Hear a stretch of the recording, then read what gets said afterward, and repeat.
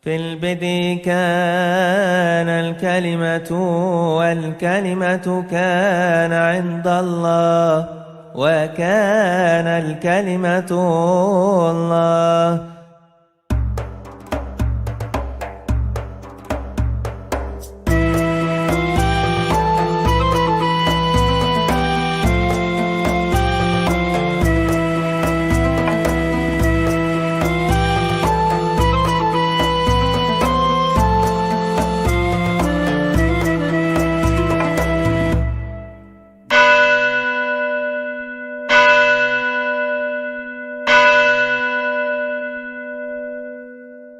Saudara-saudara, sebetulnya yang kita bahas sekarang ini adalah reaksi atau jawaban terhadap beberapa kesalahpahaman yang dikembangkan oleh orang-orang yang tidak memahami iman Kristen tetapi memaksakan paradigma mereka untuk mengukur iman Kristen dari keyakinan mereka, ya. Kira-kira yang mereka mau sampaikan itu bahwa nubuat tentang penderitaan Sang Mesias itu tidak terbukti. Nah, ini dikutip dari Injil Lukas pasal 24 ayat 44 sampai dengan ayat 46. Yesus bersabda, "Inilah perkataanku yang telah kukatakan kepadamu ketika aku masih bersama-sama dengan kamu, yakni bahwa harus digenapi semua yang ada tertulis tentang aku dalam kitab Taurat Musa dan kitab nabi-nabi dan kitab Mazmur." Katanya kepada mereka, "Ada tertulis demikian, Mesias harus menderita dan bangkit dari antara orang mati pada hari yang ketiga." Ada satu buku yang sudah lama beredar dan saya mendapatkan ini di airport. Mustahil Kristen bisa menjawab. Hadiahnya adalah BMW katanya.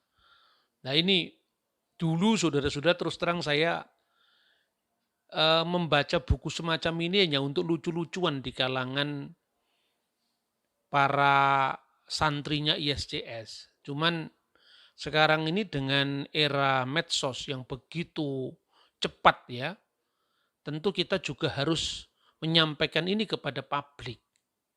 Jadi ternyata semakin didiamkan kesalahpahaman itu semakin dianggap benar.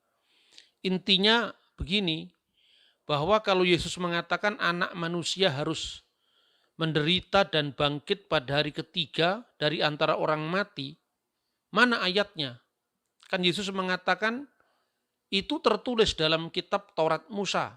Cari di kitab Bereshit sampai Devarim atau Kejadian sampai Ulangan. Tidak ada bunyi ayat Mesias harus menderita dan bangkit dari antara orang mati pada hari ketiga.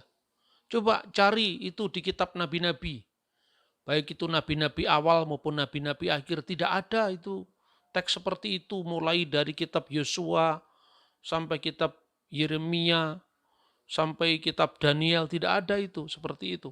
Sampai Maleaki, ya. Terus kemudian dan kitab Mazmur. Nah, kita tahu kenapa Yesus menyebut kitab Mazmur secara khusus karena Tehillim yang terdiri dari Mismor itu yang diterjemahkan Mazmur dalam bahasa Arab, dan semua Mazmur itu disebut Al-Mazzamir dalam Alkitab bahasa Arab. Tehillim diterjemahkan Al-Mazzamir, sementara tiap-tiap pasal itu disebut Mazmur. Nah, Mazmur itu merupakan bagian pertama dari kitab Ketuvim, buku pertama dari Ketuvim. Jadi ada 3 bagian, kitab Torah, kitab nabi-nabi, Nebim, dan Ketubim. Makanya menyebut Mazmur berarti menyebut seluruh kitab Ketubim. Mana ada seperti itu, bahwa Mesias harus menderita dan bangkit pada hari ketiga. Nah, karena ini untuk lucu-lucuan, kemudian saya menemukan gambar ini. Coba sedang apa mereka gambar ini? Nah, kemudian kita sudah mikir, wah ini sedang tidak layak di jalan berciuman, kan itu kan? Tapi yakinkah Anda dengan apa yang Anda lihat? Jangan-jangan itu hanya perspektif Anda belaka. Perhatikan. Nah, ternyata ketika kita lihat dari dekat, ternyata ini tidak ada kaitannya apa-apa. Jadi itu bayangan dari orang yang lewat yang sama sekali tidak ada sentuhan apa-apa antara keduanya. Ternyata bayangan lebih indah dari kenyataan. Nah, yang mau dikatakan di sini bahwa orang memahami seperti anak manusia tertulis dalam kitab Taurat, kitab nabi-nabi, dan kitab Mazmur. Anak manusia itu harus menderita dan bangkit pada hari ketiga di antara orang mati, itu seperti orang nulis skripsi. Jadi ngutip itu dengan kutipan langsung, kutipan tidak langsung. Lah, metode pengutipan semacam ini muncul tahun berapa? Kita tidak bisa mengukur budaya termasuk gaya penulisan dari zaman 2000 tahun yang lalu, bahkan lebih tua dari itu. Kalau Musa itu paling menurut penanggalan dini itu kira-kira keluaran itu kan tahun 1446 sebelum Masehi, berarti itu kan 1400 ditambah 2000 tahun, jadi 3400 tahun yang lalu. Cara penulisan, model pengutipan itu ya tidak sama dengan kutipan ibid, objit, lokjit ketika Anda mengutip untuk penulisan skripsi atau disertasi, tidak sama. Orang nulis surat saja kalau sekarang tulisannya kepada yang terhormat, Bapak Kepala Sekolah, terus dengan hormat, kan sekarang gitu. Tapi kalau surat-surat di zaman abad pertama, bahkan sebelumnya itu, alamat si penulisnya di depan. Dari A kepada B kan gitu kan. Tidak ada kepadanya terus kemudian nama penulisnya di belakang. Nah, itu suatu contoh ya. Maka kita tidak bisa mengukur model penulisan dari ribuan tahun yang lalu dengan gaya kita sekarang. Surat-surat putusan hukum, surat-surat kesaksian di pengadilan itu berbeda. Nah, kita mengenal bentuk modern kita pakai untuk memahami zaman ribuan tahun. Dan ini minta maaf kalau dibandingkan dengan Quran ya memang tidak sebanding, karena Al-Quran itu yang muncul dari kitab satu zaman, satu bahasa, satu budaya, yaitu budaya Arab, dan satu penerima, yaitu Muhammad yang diyakini sebagai penerima wahyu tadi. Tentu ini berbeda, lebih kompleks ketika kita mempelajari Alkitab. Nah, coba ini saya bandingkan cara penulisan. Ini cara penulisan modern ini ketika saya nulis buku Religi dan Religiositas Bung Karno. Misalnya,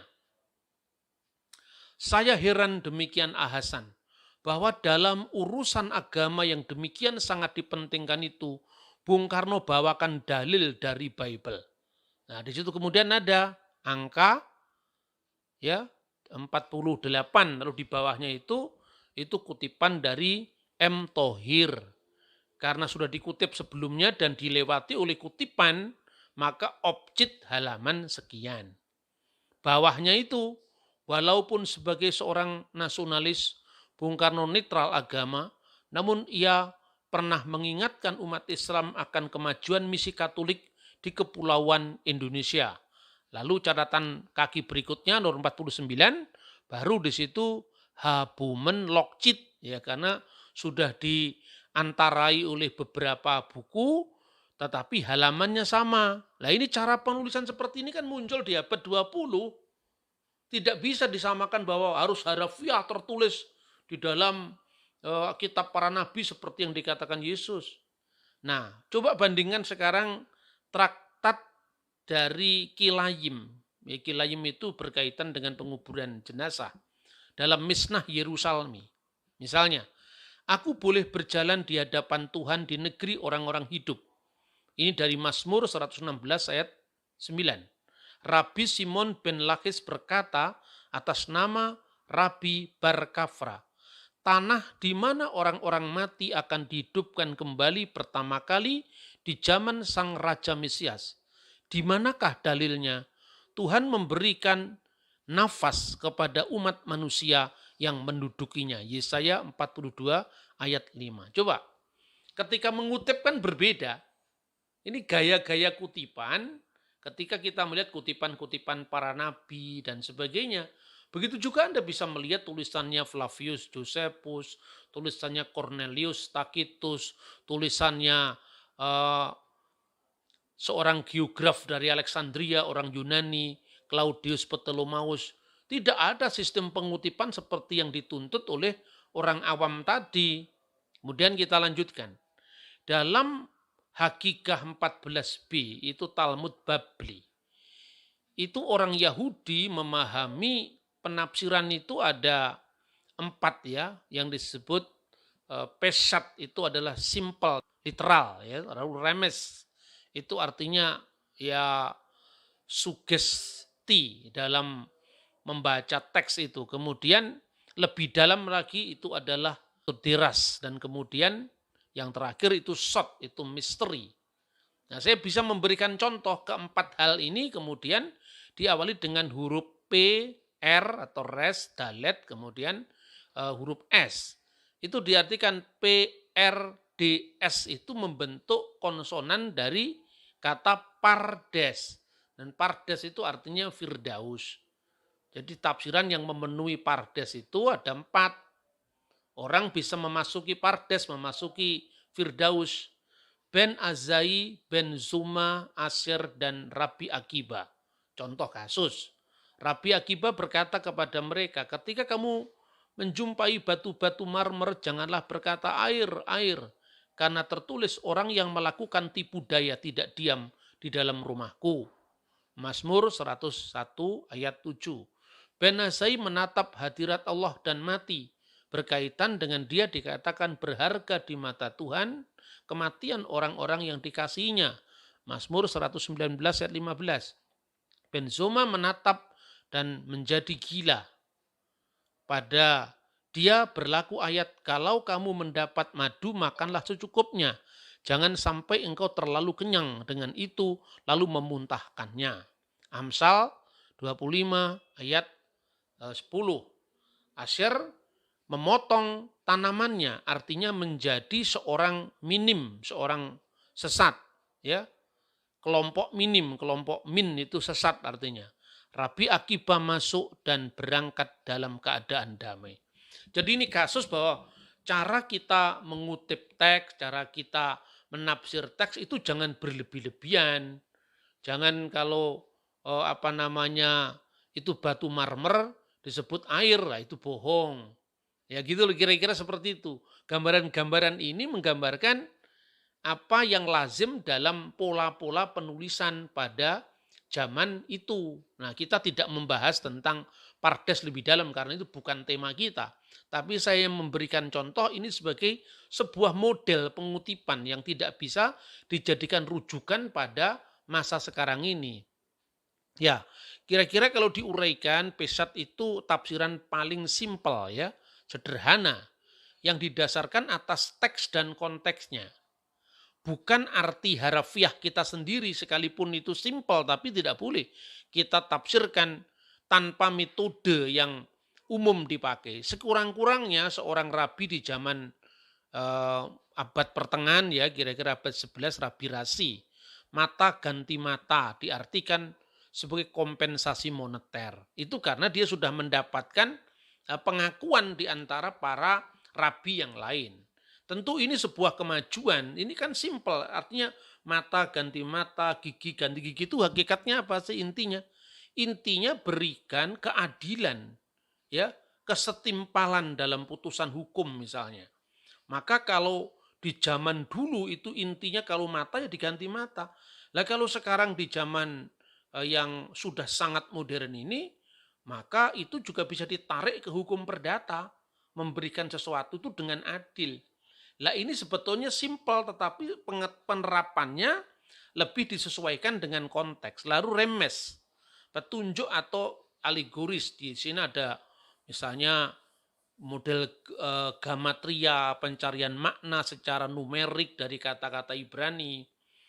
Misalnya ya contohnya, penebusan anak sulung itu Ben Rison. Ben Rison itu kan anak sulung. Ben Rison Akharei Slusim Yom tifdeh, anak sulung harus menebus selama 30 hari. Sesuai dengan huruf pertama Taurat, Bet, Bereshit, lalu Ben Rishon.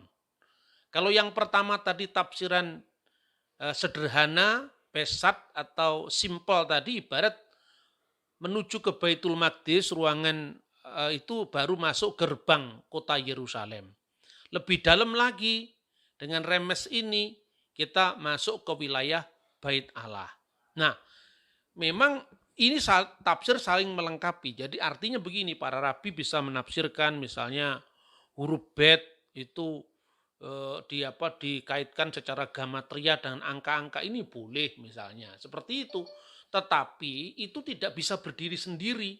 Sebab kadang-kadang para rabi itu menafsir itu ya karena keasikan dengan bahasanya dia. Kadang-kadang dia lupa dengan makna yang literal tadi, makna yang lebih simpel tadi, sehingga terkesan mengada-ada gitu loh. Nah, apalagi kalau itu menjadi kontroversi di antara rabi-rabi yang lain. Misalnya ada rabi yang menafsirkan Ketura itu sama dengan Hagar. Rabi-rabi yang lain keberatan. Sebab di dalam kitab Tawarik jelas-jelas bahwa silsilah dari Ketura itu disendirikan dengan Hagar. Lebih-lebih dalam konteks hukum di Timur Tengah kuno, kadang-kadang para rabi juga tidak sama dengan arkeolog Yahudi. Kalau arkeolog Yahudi kan mencari lebih dalam lagi misalnya ya. Tapi tafsiran itu menarik untuk kita cermati. Cuma ya tidak cukup sampai di situ. Satu contoh misalnya, kalau soal penafsiran misalnya para rabi tadi misalnya. Situasi di Timur Tengah kuno menurut hukum zaman itu, anak dari seorang hamba itu tidak dimasukkan di dalam hal-hal penting dalam kehidupan orang tuanya. Itu memang harus diakui sebagai zaman yang masih belum lepas daripada perhambaan itu. Makanya digambarkan kenapa Ismail dan Ishak hadir pada penguburan Abraham, sementara anak-anak Ketura tidak. Ini artinya ada perbedaan status sosial, meskipun itu sama-sama istri, antara Sarah dan Hagar di satu pihak dengan Ketura di pihak lain. Ini yang melengkapi dari sudut pandang arkeologi dan sejarah. Itulah sebabnya ketika membaca atau tulisan-tulisan para rabi, kita jangan keasikan perlu membaca misalnya temuan-temuan arkeologi dan juga dari kalangan orang-orang Yahudi sendiri. Jadi penafsiran dari sudut pandang bahasa, gramatika itu penting, tetapi bukan berdiri sendiri. Itu berdiri dengan yang lain dan itu pun diakui dalam model-model tafsir kuno ya. Kemudian diras, mencari, itu non-literal interpretation. Makna moralistik di balik ayat-ayat Alkitab, maka muncullah Midras ya. Kemudian Talmud. Kemudian yang terakhir itu adalah sod, itu rahasia, esoteric interpretation. Misalnya seperti Kabalah, itu sudah menyangkut dimensi metafisika di balik yang fisik. Tuhan adalah Hamakom, sang ruang. Ya. Karena dia tempat bagi dunia. Jadi semua alam semesta kosmos ini mukimnya pada Tuhan. Ya, makomnya pada Tuhan, berdiam pada Tuhan. Maka Tuhan itu seperti ruangan bagi seluruh kosmos ini berdiri di atasnya. Tetapi dunia bukan tempat baginya. Maka ketika kemarin kita membahas setelah berfirman kepada Abraham, naiklah Tuhan meninggalkan Abraham, jangan dibayangkan orang menaikkan layang-layang ke udara, kemudian ketika layang-layang itu naik ke atas, berarti yang di bawah kosong. Ini menyamakan Tuhan yang sesungguhnya itu sudah dalam dunia esoterik ya, yang tidak terikat oleh ruang dan waktu, ditafsirkan menurut konteks sehari-hari. Ibaratnya kita sudah masuk ke ruangan Maha Kudus ini yang tertinggi. Nah, ini baru kita belum membahas ini ya, tapi artinya ini saya menunjukkan supaya kita seimbang di dalam kita memahami kitab suci. Kemudian contoh tafsiran para rabi sekarang. Semua orang Israel memiliki peran di dunia yang akan datang. Ini kutipan dari Traktat Sanhedrin 10. Sebab ada tertulis, pendudukmu semua orang yang memiliki negeri untuk selama-lamanya. Yesaya 60 ayat 21. Tetapi inilah mereka yang tidak mendapatkan bagian dari dunia yang akan datang. Orang yang menyangkal bahwa Taurat menjanjikan kebangkitan orang mati.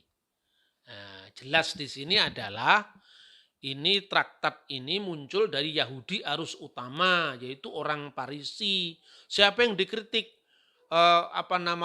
menyangkal bahwa Taurat menjanjikan kehidupan orang mati, kebangkitan orang mati? Orang Saduki yang dikritik di sini. Ya, orang Saduki yang dikritik di sini karena orang Saduki itu kan membacanya secara simpel, ya. Itu kira-kira huruf P tadi, pesat tadi. Dia dalam Alkitab Taurat, orang Saduki kan hanya percaya 5 Taurat Musa. Tidak ada kata kebangkitan orang mati. Hanya dikatakan dia telah dikumpulkan bersama kaum leluhurnya. Mana ada kebangkitan orang mati? Lah orang Farisi mengkritik orang Saduki di sini. Kenapa Yudaisme modern sekarang ini, Yudaisme rabbinik ini kan kebanyakan muncul dari alur Farisi kan.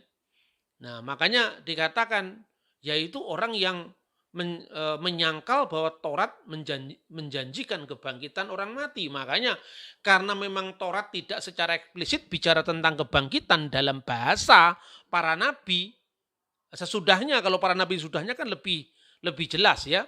Maka tidak berarti bahwa Taurat tidak mengakui kebangkitan orang mati.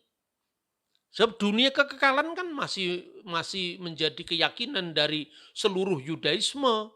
Nah karena Taurat saja tidak secara eksplisit bicara tentang kebangkitan orang mati, kenapa harus mencari Mesias bangkit di dalam kitab Taurat? Dalam bahasa yang eksplisit seperti Anda bayangkan nulis skripsi atau disertasi tadi. Kemudian yang kedua, orang yang menyangkal asal surgawi Taurat, artinya menyangkal kitab Taurat ini lebih kepada orang-orang Yahudi sekuler yang tidak percaya bahwa Taurat itu memiliki asal-usul surgawi, dianggap sebagai kitab biasa. Dan orang skeptis, artinya ya semuanya meragukan, semua meragukan, ya gitu. Rabi Akiba berkata, juga orang yang membaca buku-buku apokrif, maksudnya buku-buku kaum minim itu tadi, yang bergumam pada ayat, aku tidak akan menimpakan kepadamu salah satu penyakit yang aku timpakan kepada orang Mesir. Atau lebih parah dari itu, kata Rabi Saul, siapa saja yang mengucapkan nama ilahi seperti yang tertulis. Misalnya mengucapkan tetragrammaton, YHWH disebut Yahweh itu termasuk dikutuk sama Sanhedrin 10. Gitu loh kira-kira. Jadi kita mesti melihat ini lebih utuh. Makanya kalau selalu saya ulang-ulang ketika sekarang mulai ada tren orang Kristen membaca kitab suci Yahudi itu enggak ngerti sejarah. Orang Yahudi itu Yahudi yang mana yang sekarang eksis sebagai kaum rabbinik ini? Yahudi rabbinik ini. Kalau kita ngomong sejarah, kekristenan lebih tua daripada Yahudi rabbinik ini. Maka kita jangan minder dengan Yahudi-Yahudi itu kan. Gitu loh kira-kira. Karena kekristenan yang disebut Nostrim itu sekte di mata orang Farisi. Jelas diungkapkan di dalam Muktamar di Yabne atau Yamnia sekitar tahun 90 Masehi. Begitu juga Yosefus mengatakan pada zamannya ada 3 sekte Yahudi, yaitu Farisi, Saduki, dan Eseni. Sementara kekristenan baru dalam bentuk gerakan. Makanya Yakobus masih menyebut gereja sebagai sinagog, itu kan masih dalam bentuk gerakan yang belum eksis gitu loh. Itu posisinya. Tapi dalam Kisah Para Rasul pasal 24 ayat 5, kekristenan mulai disebut sekte orang Nasrani. Setelah kekristenan itu kemudian berkembang keluar dan yang di dalam kota suci kemudian punah setelah Yerusalem diduduki oleh Kaisar Hadrianus, maka kekristenan diidentikan dengan orang Goyim. Padahal mula-mula kan tidak seperti itu. Jadi sejarahnya itu harus dibaca secara lebih cermat. Nah, sekarang kita masuk di dalam kajian yang kita bahas sekarang. Coba saya sistematikkan di sini ya dalam kitab Taurat Musa. Itu bisa dibaca ya. Seperti ke bawah. Dalam kitab nabi-nabi lalu dibaca ke bawah. Dalam kitab Mazmur dibaca ke bawah gitu loh. Ini sistematikanya. Terus tematiknya apa? Yakni bahwa harus digenapi semua yang ada tertulis tentang aku dalam kitab Taurat, dalam kitab Nabi-Nabi, dan dalam kitab Mazmur. Temanya apa? Mesias harus menderita. Nah misalnya, secara eksplisit ayat-ayat nubuat Taurat, Nabi-Nabi, dan Mazmur termasuk Ketuvim disebut dalam Targum Aramaik, digenapi dalam bahasa Aramnya, Biyume Malka Mesiha, pada masa Sang Raja Mesias. Itu statement umum, bahwa kegenapan semuanya itu adalah datangnya Raja Mesias. Meskipun orang Yahudi modern sekarang tidak percaya bahwa Yesus adalah Mesias, tetapi tafsiran Kristen itu adalah punya akar dari Yahudi. Dimanapun naskah-naskah Laut Mati yang lebih tua daripada Yahudi Rabinik itu semua mengakui. Bahkan kemesiasan itu dikaitkan dengan anak Allah dalam sebuah temuan di naskah Laut Mati. Dan apalagi naskah Laut Mati lebih tua dari Kristen. Apalagi Yahudi Rabinik yang formasi pertama baru abad kedua setelah Masehi, ini lebih tua dari Kristen, bahwa Mesias itu adalah anak Allah dalam tafsiran kaum Eseni. Dan Eseni itu salah satu sekte dari Yahudi. Di mata orang Parisi, Eseni adalah sekte. Di mata orang Eseni, Parisi itu adalah sekte pengikut imam jahat. Imam jahat yang menguasai bait Allah yang korup itu. Di mata orang Saduki, begitu juga Parisi adalah sekte.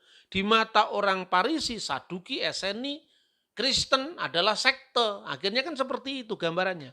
Kemudian harus menderita. Coba kita gambarkan di dalam Kejadian 3 ayat 15 yang disebut proto-evangelion, Injil pertama, tentang ular yang akan meremukkan tumit, ya, keturunan perempuan, dan keturunan perempuan itu yang akan meremukkan kepala ular. Itu digenapi dalam penyalipan. Dan ketika kita bicara seperti ini bukan tafsiran Kristen. Kita bisa membaca di dalam Targum, Neofiti, dalam Midrah Rabbah Beresit 23. Sekalipun orang Yahudi tidak mempercayai penggenapannya pada Yesus, tetapi orang Kristen tidak mengembangkan tafsiran sendiri. Ya kalau Anda mencari-cari misalnya Muhammad adalah Parakletos, ya tafsiran sendiri, itu tidak memiliki akar sejarah yang runut bersambung dari zaman sebelumnya, gitu loh. Terus kemudian harus menderita, itu tadi penjelasan di dalam Taurat, ada di dalam Beresit pasal 3:15. Nanti kita akan lihat targumnya. Lalu harus menderita di dalam Yesaya pasal 53, itu jelas penderitaan Sang Mesias. Bahwa orang Yahudi sekarang menolak bahwa itu digenapi dalam Yesus, ya itu kan Yahudi sekarang. Tetapi orang Yahudi pun sekalipun menolak Yesus juga tidak pernah mengubah kitab suci Nabi Yesaya. Terbukti bahwa di situ ada hambaku yang kuurapi, itu bentuk tunggal, bukan hamba-hambaku yang kuurapi. Artinya kalau orang Yahudi nganggap bahwa itu bukan Yesus, dan beberapa penafsir modern sekarang mengartikan seluruh perjalanan hidup umat Israel itulah representasi dari hamba Tuhan yang menderita. Ketika orang Yahudi berada di dalam diaspora, terserak-serak di seluruh dunia, di bawah penganiayaan, itulah hamba Tuhan yang menderita. Oke, kalau memang seperti tafsiran Yahudi modern, berarti mestinya digunakan kata jamak untuk hamba. Tapi di sini hambaku yang jelas abdi Mesiha. Menurut Targum, hambaku Sang Mesias. Lebih eksplisit lagi bahwa yang disebut dalam Yesaya 53 itu hambaku Sang Mesias. Ini bukan tafsiran Kristen. Ini tafsiran Targum. Ya. Kemudian harus menderita dalam Mazmur. Misalnya Mazmur 22 itu jelas sekali bicara tentang nubuat penderitaan Mesias. Termasuk kemudian ketika seruan di kayu salib, Eli Eli lama sabachthani, sampai mereka menusuk tanganku dan kakiku, itu jelas sekali. Kemudian dan bangkit di antara orang mati. Nah, jawabannya sekarang di Taurat, mana yang mengatakan bangkit di antara orang mati? Dalam metodologi kita mengenal yang namanya argumentus silentio, yang artinya apabila sesuatu tidak diucapkan secara eksplisit bukan berarti tidak ada. Karena itu bisa dibaca dari teks-teks lain. Kemudian dan bangkit dari antara orang mati. Dalam kitab nabi-nabi. Misalnya Yesaya 53 ayat 10 sampai ayat 11. Ia akan melihat benihnya. Artinya apa? Dia akan melihat kesinambungan generasi itu, artinya kekal. Usianya berlanjut artinya usianya terus. Dan ini juga seperti nubuat Nabi Daniel. Kemudian melihat terang, berarti itu melihat kebangkitan, artinya bangkit di antara orang mati. Kemudian di mana bangkit di antara orang mati dalam Mazmur? Misalnya Mazmur 16 ayat 10 dan ayat 11. Lalu pada hari ketiga, lah ini. Pada hari ketiga dalam budaya Yahudi itu sebagai ungkapan penjelas dari bangkit dari antara orang mati. Jadi 3 di sini maknanya bukan dalam pengertian harus hitungan 3 kali 24 jam, tidak. Karena ungkapan ini selain memiliki makna secara simbolik seluruh realitas kebangkitan antara orang mati itu sendiri disebut pada hari ketiga. Nah, itu penggenapannya secara implisit ya. Penggenapan Lukas pasal 24 ayat 44 sampai 46 dalam perspektif tafsir Yahudi. Dan ini saya kutip ini bukan untuk mencari pembenaran, tidak. Ini memang faktanya seperti itu. Jadi kekristenan bukan mengembangkan tradisi tafsir yang terlepas dari konteks sejarah. Nah, kita akan lihat secara rinci ya dari penggenapan tadi. Taurat, kita bicara nubuat pertama penebusan Raja Mesias setelah Adam dan Hawa jatuh ke dalam dosa. Saya hanya ingin mengatakan, sekali lagi saya tegaskan, orang Yahudi tidak percaya bahwa Mesias itu Yesus. Tidak percaya. Tetapi apa yang oleh orang Kristen ajarkan, yang oleh Yesus ajarkan dan diyakini oleh para bapak gereja, ya, itu bukan sesuatu hal yang asing yang dicangkokkan dalam Yudaisme, tidak. Satu contoh misalnya, Kejadian 3 ayat 15. Aku akan mengadakan permusuhan antara engkau dan perempuan ini, antara keturunanmu dan keturunannya. Keturunannya akan meremukkan kepalamu dan engkau akan meremukkan tumitnya. Bagi orang Kristen ini nubuat penyalipan yang disebut sebagai Injil perdana. Karena ini awalnya kejatuhan manusia dalam dosa dan berita keselamatan itu disampaikan oleh Tuhan. Bahwa ini bukan tafsir Kristen, saya kutip Midras Bereshit Rabbah. Rabbi Tanhuma berkata dalam nama Rabbi Samuel, Hawa memiliki rasa hormat untuk benih keturunan yang akan datang di tempat lain. Siapakah dia? Dia adalah Raja Mesias. Jadi artinya apa? Rabbi Tanhuma percaya bahwa ayat ini bicara tentang Raja Mesias. Bahwa mereka tidak percaya Yesus adalah Mesias itu urusan lain. Artinya bahwa kekristenan tidak bisa dituduh mengembangkan tafsir seenak sendiri atau membajak Yahudi, tidak. Nah, kemudian kita akan lihat Targum Neofiti yang berbicara tentang Kejadian pasal 3 ayat 15. Jadi Targum itu adalah semacam terjemahan parafrase yang muncul setelah pembuangan Babel. Itu khususnya sejak zamannya Esra dan Nehemia. Sejak saat itu karena orang Yahudi tidak memahami lagi bahasa Ibrani klasik, maka setiap kali Taurat dibacakan dan kitab Taurat menjadi pusat rohani kehidupan orang Yahudi setelah pembuangan Babel itu sejak zaman Esra dan Nehemia. Begitu Taurat dibaca dalam teks asli bahasa Ibrani, lalu seorang yang dianggap mampu mewakili sebuah sinagog atau institusi-institusi kerohanian itu menerjemahkan ulang dalam bahasa Aram. Dan terjemahan ini tidak harafiah, mengandung tafsiran, mirip dengan tarjamah tafsiriyah dalam bahasa Arab, ya. Nah, maka sejak saat itu orang-orang yang bertugas untuk membacakan sekaligus menerjemahkan dalam bahasa Arab itu disebut maturgeman. Jamaknya maturgemanim. Lambat laun uraian-uraian dari para maturgeman atau mutarjem bahasa Arabnya penerjemah itu dibukukan menjadi targum. Targum itu secara harafiah artinya tarjamah, terjemahan. Dan sebelum masa Kristen kita misalnya mengenal Targum Ayub yang ditemukan di teks-teks Laut Mati. Kemudian abad pertama mulai muncul namanya Targum Onkelos.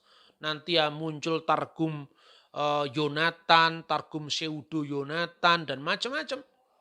Nah, saya berikan contoh misalnya ini terjemahan Targum dari Kejadian pasal 3:15.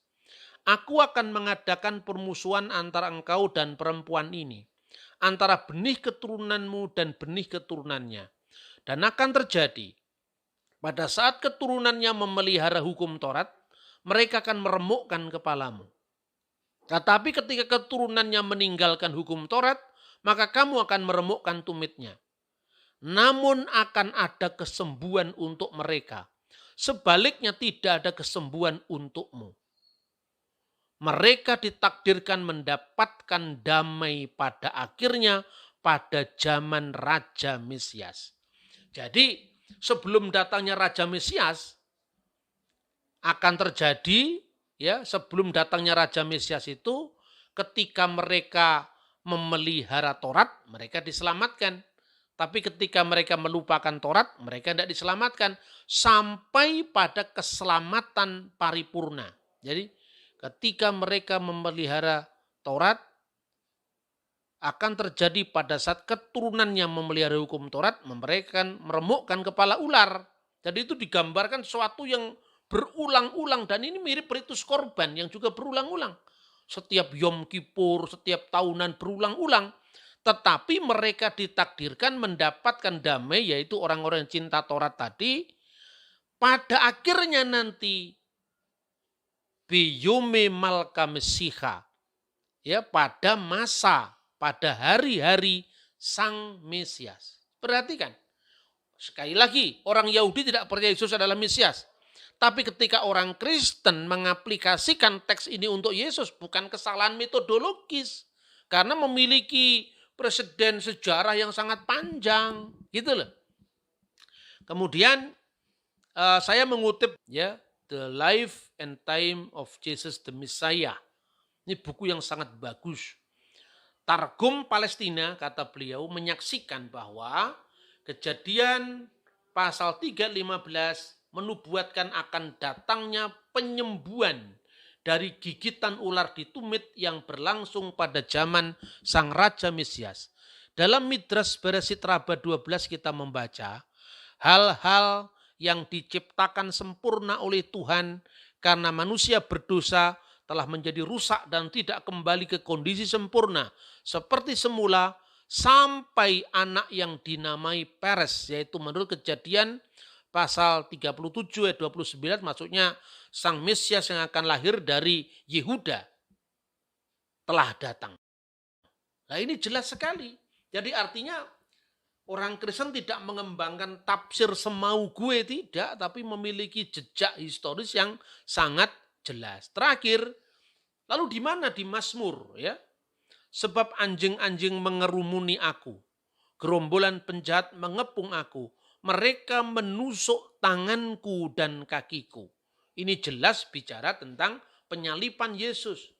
Nah, kemarin saya membahas ketika saya berseminar dengan Pak Ahmad Rafiq, ya, dosen ketua program pasca sarjana IAIN Sunan Kalijogo yang diselenggarakan oleh Ukrim sama Pusat Studi Al-Quran dan Hadis dari IAIN Sunan Kalijaga. Itu saya sampaikan contoh-contoh di mana ada varian teks dalam kitab suci Kristen Yahudi itu diakui.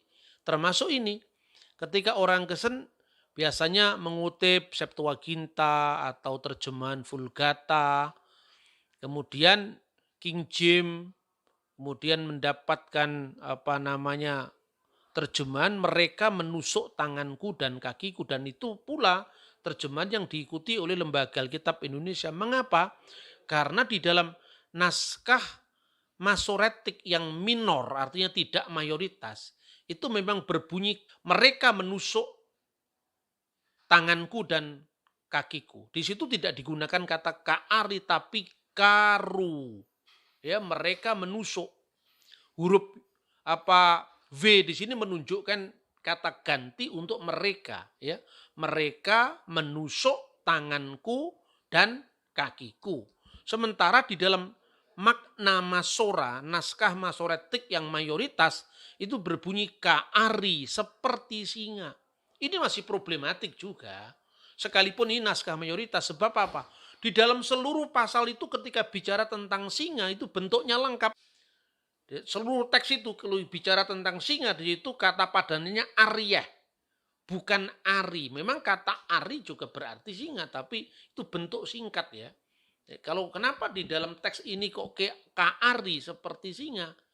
Ketika ditemukan naskah Nahal Hefer, naskah Qumran yang usianya 1000 tahun dari naskah Masoretik, ternyata bacaannya meneguhkan teks minoritas dari Masoretik dari abad ke-10 tadi, yaitu karu yadai wirriklai. Jadi sekalipun ini teks minoritas, ya, tetapi ternyata diteguhkan oleh penemuan yang lebih tua dari 1000 tahun sebelumnya. Karena apa kok bisa begitu? Karena huruf yud dan huruf vav itu kan satunya memanjang, satunya seperti koma terbalik gitu saja. Nah, itu problem dalam naskah kuno manapun juga. Saya kira itu, terima kasih. Shalom alaikum. Beshem Hamasya.